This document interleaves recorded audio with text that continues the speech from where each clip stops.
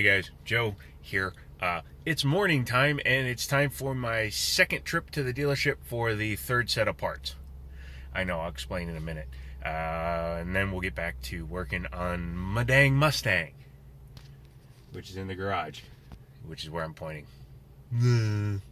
So my neighbor probably thinks I dropped the car on me, and that's because I yelled very loudly when a part just decided not to keep working.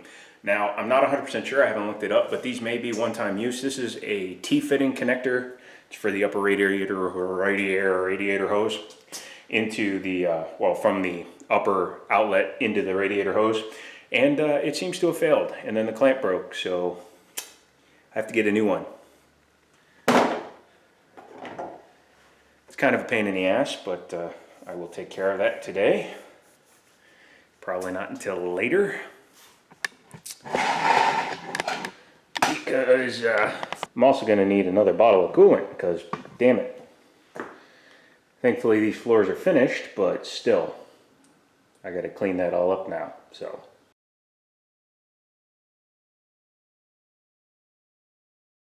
day whatever it is today. Doesn't always go to plan. Today's one of those days when it didn't go to plan. Yesterday was one of those days. The day before was one of those days, and here we are today. So let me show you something. Ford dealership. The radiator hose. Get ready to poop yourself. There it is. $78.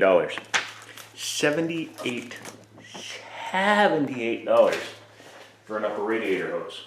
This is the old one, and I'm going to show you on the in a second here, but all because the inside diameter has been changed, and they didn't say anything in the system.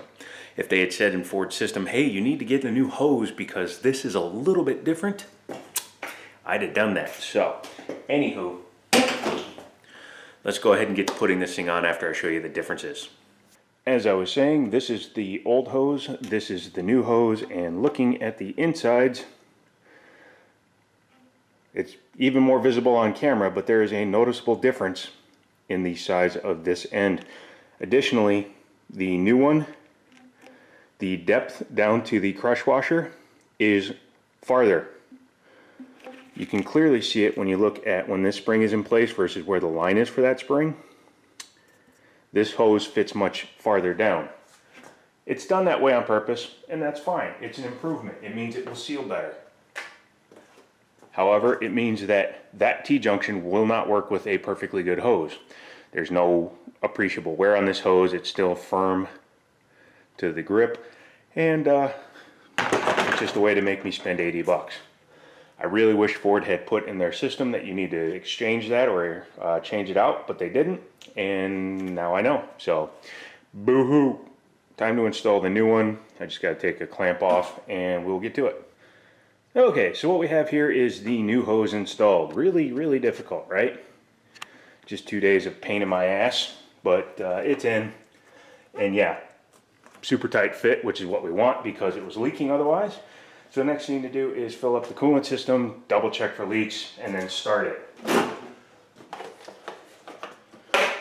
I'm using Ford pre-mixed their orange fluid, which is what this car calls for. And if the car's leaking again, I'm going to set it on fire. Okay, I'm going to open up the door and start it up. I know that I don't have the air box connected or that sensor. It doesn't matter. This is just to make sure that it's not leaking test. Don't care if it runs like poop.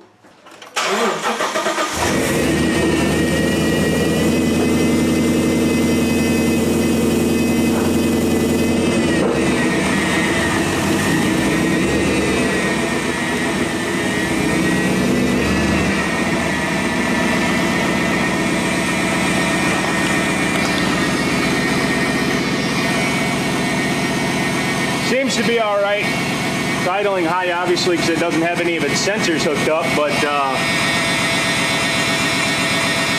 that looks dry.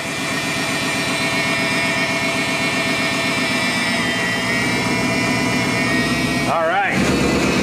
That's good. That's great. That makes me feel so much better. Not. But yeah.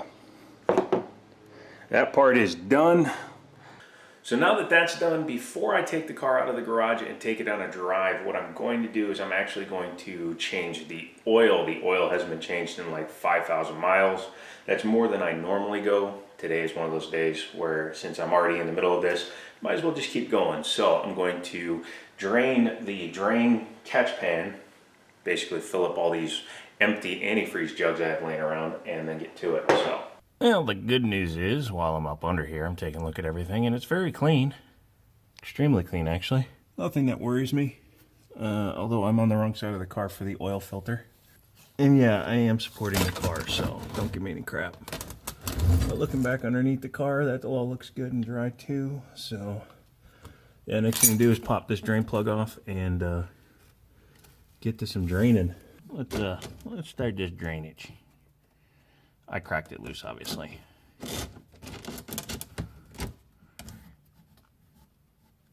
Come on. Yep.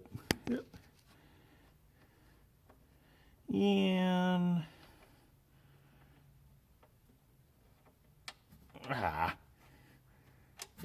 Yay. Oil. Yay. Oil. There's a lot of oil. It's very clean. It's very reflective. I like that. Looking at the oil, it looks fine. Here's a trick for you. If you go to an oil change place and they're showing you, oh, your oil looks dirty, just ignore them. Oil is going to look dirty on any engine that actually has reciprocating parts, because guess what? It gets dirty. So don't take that for your state of your oil. You actually want to check the viscosity if it's still, oily.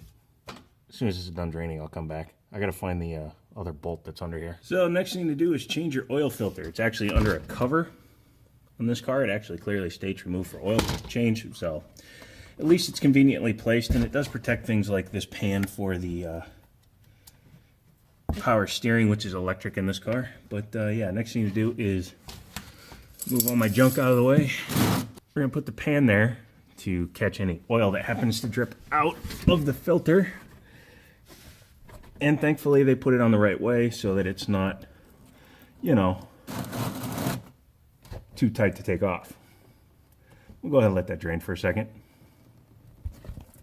Don't forget when you're done to clean this off, otherwise you're gonna have a burning smell. When you take your old oil filter off, you need to make sure that the gasket comes with it. If the gasket doesn't come with it, make sure to remove it, otherwise you won't get the new filter to seat right. So. Oil is slippery. Go figure. So, you've gotten your oil filter off, you've cleaned it up, you've made sure your gasket came out with the old one. Now you're ready to install the new one. Because this one goes in at this kind of an angle, I'm going to preload the oil filter about 3/4 of the way with some oil. Full synthetic. Running 5W30 right now.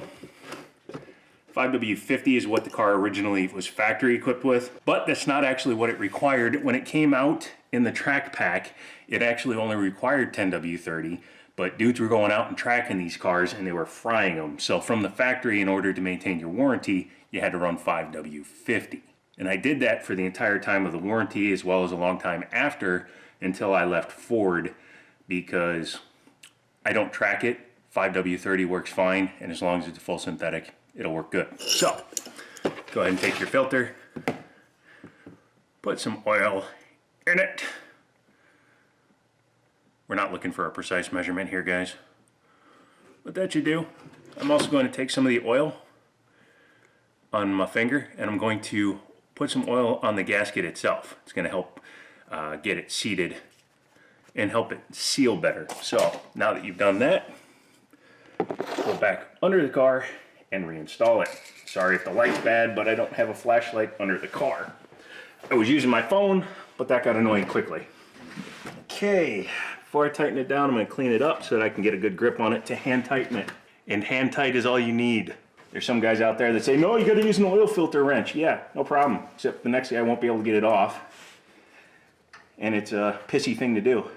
There we go, make sure to wipe everything down now that there's no more oil dripping. All the surfaces. And look at all that stuff still falling out. So, you can see my rag is coming out clean. which means we are good to go. So now that that's cleaned up and ready to be refilled, I'm going to go ahead and put the cover back over the bottom here. Make sure that all my bolts are tight for the oil pan drain plug, and then we will go up top and refill this sumbitch. So let's get this out of the way. That's a lot of oil. I'm also noticing that the place that I had my oil changes done, not knowing what the hell they're doing, ripped this undercover, but good luck trying to get them to give me any money for that, right? So I have it attached so it shouldn't just fall down easily like it was. Yeah, that's not going anywhere. If they'd taken 2 seconds to undo 2 bolts, they wouldn't have damaged it. But, you know, it's what happens when you work for a oil change place without any experience. In case you couldn't tell, based on the fact that I'm using STP oil filter, and STP air filter, I got a deal. I was able to do the whole oil change for 60 some bucks. That included 10 quarts of the synthetic oil. So that's cool. Brand new oil filter. One of the easiest things to replace, he said sarcastically. Look at that. Almost like it's supposed to be there. So I'll hook this back up. Yay. Let's see. Whoa, difficult, dude. Difficult. Next thing is this thing. And like I said earlier, I won't be putting the strut tower brace on or the engine cover until after I do plugs, which won't be for a little bit now, since I just had to spend a bunch of money on parts that I didn't really want to have to replace. But you know, life. Next thing to do is fill her up. According to what I've seen, she takes 8.5 quarts, which means she's probably going to take 15 just because. Yeah. Book says this is an 8.5 quart system. I put 8.5 quarts in there. It's been running down for a little while. So next thing to do is check your oil level. That seems to be perfect. So next thing to do is start it up again, let it run for a while, make sure that there's no oil leaks or engine coolant leaks, and then we will take it for a drive. So the next portion you see will be on my phone as soon as I clean up a little bit, because I might have spilled a little bit because, well, Ford, another one of your design idiocies. You see that oil fill cap? Why is it at that angle? This recirculation valve is higher than this. They could have made it flat, you know, so people could, I don't know, change their own oil instead of having to use a funnel. Not that it's a big deal to use a funnel, but I still hate you guys for that. I think some of your design decisions are stupid, and they are non-consumer friendly, and I hate you. So, rant over. That smoke is normal. I spilled a little bit of oil on the exhaust manifold, but idles come down. Check engine light came on because I started it with no airbox on it, so I'm going to have to clear that out, but that's not a big deal. So I'm just going to watch it for a few minutes, make sure the water pump is pumping, and then I will take it for a drive. So we are not going on a super long trip. We are just going to go around the block a few times and see what she does, if she does anything funny. I haven't driven the car in over a week, so we'll see how the brakes feel. Hopefully they feel okay. Not getting any heat through the car yet. It probably has a really big air bubble. Oh, there's our heat. I think the air bubble just popped through, so. Oh yeah, a lot of heat. Okay. The other problem I have is this thing just doesn't run hot. It has so much cooling capacity in it that it just doesn't run hot. The most annoying thing is the check engine light being on again. But I'll take care of that later.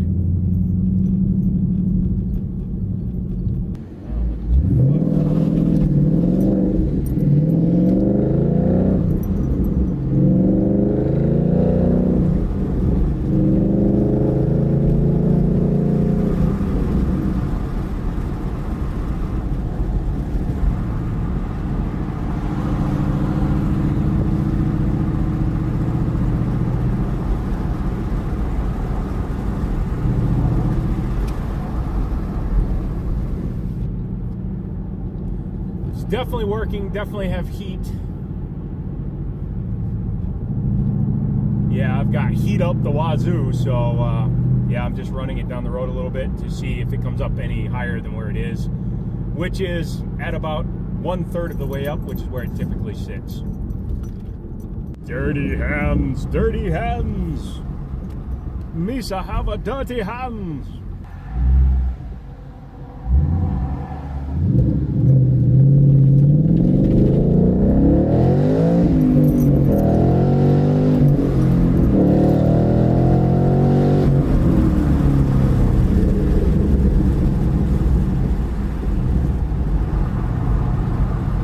Hopefully the wind noise isn't too distracting, but yeah, it seems to be just fine.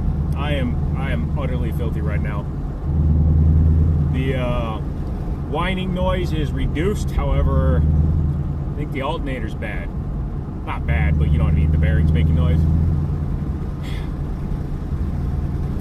Can you guess what the subject of an upcoming video is going to be?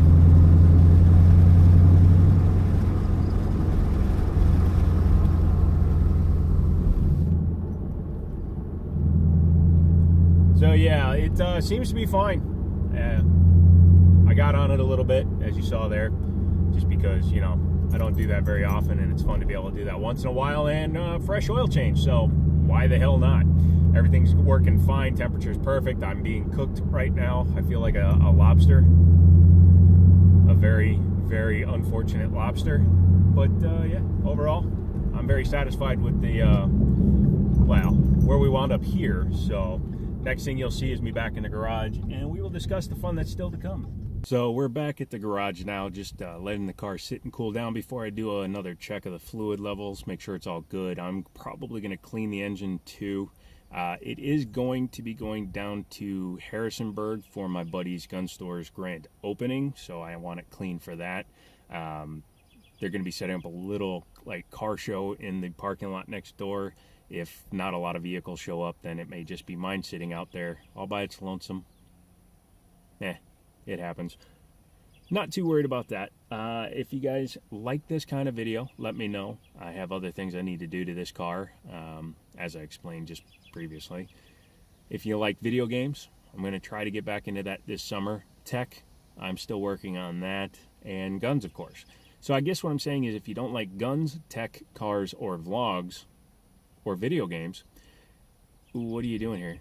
Hit that like button, hit that subscribe button, hit that share button, wherever the hell that is. I've never shared a video once, but apparently some of you guys do. I also want to hear from you guys. Let me know what kind of videos you guys like so that I can start maybe concentrating more on a certain type of video. You guys showed a lot of interest in guns and cars, and then all of a sudden it falls off. So then you guys show interest in computers, and then that falls off. Let me know what you guys are interested in, and I will try to do some more stuff in those veins as it all falls into my hobbies. My hobbies. As it all falls into my habits and hobbies. So, yeah. Yes, that's it. Until next time. Talk to you later.